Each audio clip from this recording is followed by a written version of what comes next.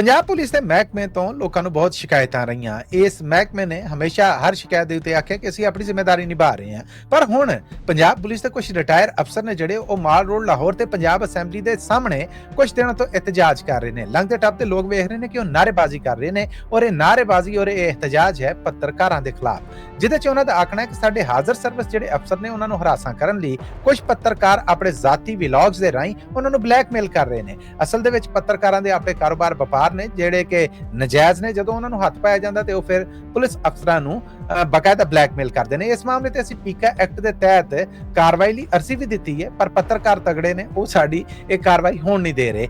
ਇਹ ਪਹਿਲਾ ਮੌਕਾ ਹੈ ਕਿ ਪੰਜਾਬ ਪੁਲਿਸ ਦੇ ਰਿਟਾਇਰ ਅਫਸਰ ਜਾਂ ਮੁਲਾਜ਼ਮ ਨੇ ਜਿਹੜੇ ਉਹ ਆਪਣੇ ਹਾਜ਼ਰ ਸਰਵਿਸ ਅਫਸਰਾਂ ਦੇ ਹੱਕ ਦੇ ਵਿੱਚ ਮਾਲ ਰੋਡ ਲਾਹੌਰ ਤੇ ਇhtਜਾਜ ਕਰਦੇ ਹੋਇਆ ਬਜ਼ਾਹਰ ਤੇ ਕਹਿ ਰਹੇ ਕਿ ਅਸੀਂ ਫਰਿਆਦ ਪੇਸ਼ ਕਰ ਰਹੇ ਹਾਂ। ਪਰ ਲਾਹੌਰ ਪ੍ਰੈਸ ਕਲੱਬ ਦੇ ਜਨਰਲ ਸਕੱਤਰ ਨੇ ਇਹ ਆਖਿਆ ਹੈ ਕਿ ਪੱਤਰਕਾਰ ਆਪਣਾ ਕੰਮ ਕਰ ਰਹੇ ਨੇ। ਇਸ ਮਾਮਲੇ ਦੇ ਉੱਤੇ ਜਿੱਦਾਂ ਇhtਜਾਜ ਦਾ ਵਕਾਲਾ ਕੀਤਾ ਜਾ ਰਿਹਾ, ਇਹ ਜ਼ਾਹਰ ਕਰਦਾ ਹੈ ਕਿ ਹੁਣ ਸ਼ਾਇਦ ਇਸ ਮਸਲੇ ਨੂੰ ਬਾਕਾਇਦਾ ਮਹਿਕਮਾ ਹੈ ਜਿਹੜਾ ਉਹ ਸੜਕਾਂ ਦੇ ਉੱਤੇ ਹੱਲ ਕਰਨਾ ਚਾਹ ਰਿਹਾ। ਯਾਦ ਰਵੇ ਕਿ ਇਸ ਮੌਕੇ ਦੇ ਉੱਤੇ ਪੰਜਾਬ ਪੁਲਿਸ ਵੀ ਬਿਲਕੁਲ ਚੁੱਪ ਹੈ ਔਰ ਪੰਜਾਬ ਸਰਕਾਰ ਵੀ ਬਿਲਕੁਲ ਚੁੱਪ ਕਰਕੇ ਵੇਖਣ ਡਈ ਹੈ। ਸ਼ਾਇਦ ਇਹ ਉਡੀਕ ਹੈ ਕਿ ਕਿਹੜਾ ਪੱਲਾ ਭਾਰਾ ਹੈ ਉਹ ਵੇਖਿਆ ਜਾਏ। ਇਸ ਤੋਂ ਪਹਿਲਾਂ ਵੀ ਸਰਕਾਰ ਵੱਲੋਂ ਪੱਤਰਕਾਰਾਂ ਦੇ ਉੱਤੇ ਪਰਚੇ FIR ਮੁਕੱਦਮੇ ਨੇ ਜਿਹੜੇ ਇਹ ਕਾਇਮ ਕਰਨਾ ਕੋਈ ਨਵੀਂ ਗੱਲ ਨਹੀਂ ਹੈ। ਪਰ ਅਚੰਭੇ ਵਾਲੀ ਗੱਲ ਇਹ ਹੈ ਕਿ ਇਸ ਵੇਲੇ ਰਿਟਾਇਰਡ ਪੁਲਿਸ ਅਫਸਰ ਨੇ ਜਿਹੜੇ ਉਹ ਹਾਜ਼ਰ ਸਰਵਿਸ ਪੁਲਿਸ ਅਫਸਰਾਂ ਦੇ ਹੱਕ ਦੇ ਵਿੱਚ ਮਾਲ ਰੋਡ ਲਾਹੌਰ ਪੰਜਾਬ ਅਸੈਂਬਲੀ ਦੇ ਸਾਹਮਣੇ ਇhtਜਾਜ ਕਰ ਰਹੇ ਨੇ।